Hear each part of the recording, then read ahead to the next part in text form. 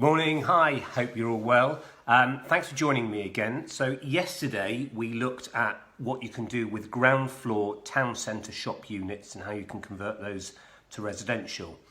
Today we are going to look at what you can do with the upper parts to those units.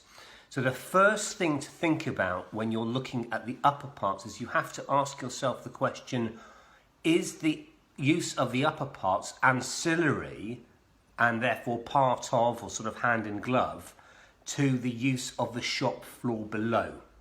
And what you do, how you know that, is you'll look at things like the agency particulars to see how they're marketed, whether or not they're on the same lease or the same lease terms, and in particular, whether or not you have to go through the shop principally. I mean, there might be a secondary access like an escape access or a fire escape or something like that, but principally, do you have to go through the shop in order to get through the upper parts? And if the answer to that is yes, then it's likely to be ancillary. If the answer to that is no, they're kind of separately accessed from the back, then physically they might then tend to not be ancillary. They might be split off. And that's really, really important, because whether or not it's ancillary determines which route you then go to in terms of what you can do and how you can do it to the upper parts. So that's the first thing, whether or not it's ancillary. So it's a physical test, it's connectivity inside, and it's a functional test, looking at how it's been marketed, how it's been used over time, that sort of thing. If any doubt on that, obviously seek advice. Now, if it is ancillary, let's say it's stores or offices above the shop, which is ancillary, then if it's stores, for instance, it's ancillary, then, if it's stores or offices and it's ancillary, it doesn't need planning permission to split into residential.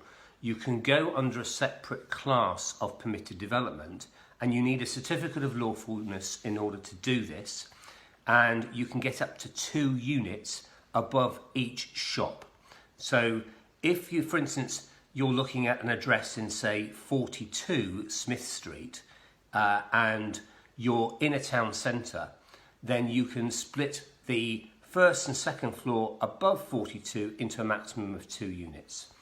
But it's a maximum of 2. No matter how many floors there are, above the shop, it's a maximum of 2 units. So, if there's more than 2 floors above the shop, you may have to look at duplex units and that sort of thing.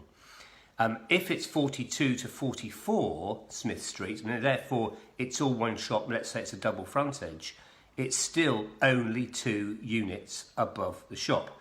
It can't be 4 units. It can't be above 2 units above each frontage. It has to be 2 units above each shop. So that's really important to remember. It's not limited by whether or not it's in a conservation area. It's not limited by whether or not it's in a key shopping area or town centre, in the same way that the PD on the ground floor was. So this is a lot more unrestricted. It's a really good way to go. But the only problem with it is you're limited to a maximum of 2 units. Now, if it's not ancillary to the ground floor, and let's say it's separate offices, for example, and you can prove that, then you go by prior approval, not permitted development. And this is the one where you have to make a prior approval application. It's a separate application form. Again, it takes 8 weeks. But unlike in the case of the first one I mentioned, if the first one takes more than 8 weeks to determine, you don't get deemed consent after that. You have to wait for that certificate to come through from the council. In this case, if it's a separate office above the shop and you're going for prior approval, then you get deemed approval after 56 days. So if the council hasn't decided the application, automatically you get that prior approval after 56 days, which is 8 weeks. And again, that's unrestricted by whether or not it's in a conservation area, whether or not you're in a town centre, but you do have various conditions you have to meet, such as traffic and highways, flood risk, contamination and noise as well. And you have to check Article 4 directions in the area as well to see whether or not that PD has been changed. And again, that one's not restricted to how many units you can get. You can get as many as you can probably fit in. It's not a maximum of 2 above each shop.